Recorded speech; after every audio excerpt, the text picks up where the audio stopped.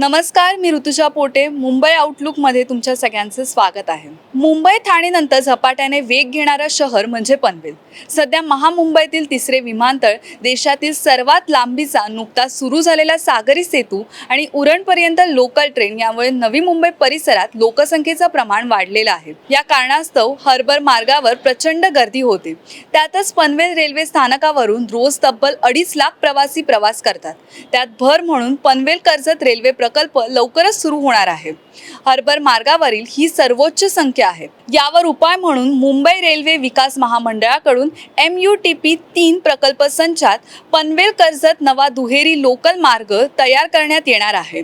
हा मार्ग मार्च 2025 पर्यंत तयार होण्याची शक्यता आहे. त्यामुळे अजूनच गर्दीत वाढ होणार असून पनवेलकरांना या जीवघेण्या प्रवासासोबत सामना करावा लागणार आहे. महामुंबईतील तिसरे विमानतळ म्हणजे दी.बा. पाटील आंतरराष्ट्रीय विमानतळाचे काम सुरू आहे. 66% बांधकाम पूर्ण झालेलं आहे. आता विमानासाठी धावपट्टीचं काम सुरू करण्यात येणार आहे. 31 मार्च 2025 पर्यंत विमानतळाचा पहिला टप्पा सुरू होण्याची शक्यता आहे.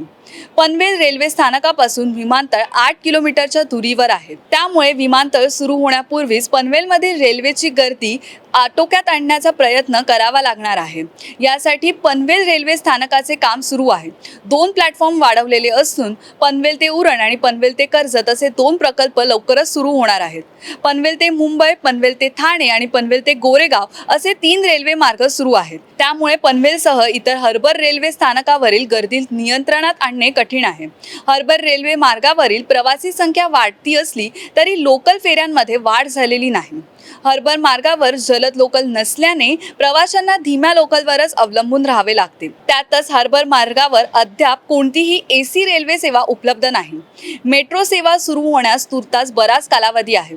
तोपर्यंत पनवेलकरांना याच गर्दीसोबत सामना करावा लागणार आहे. कॅमेरा पर्सन साक्षी खाडेसह पनवेल, नवी मुंबई.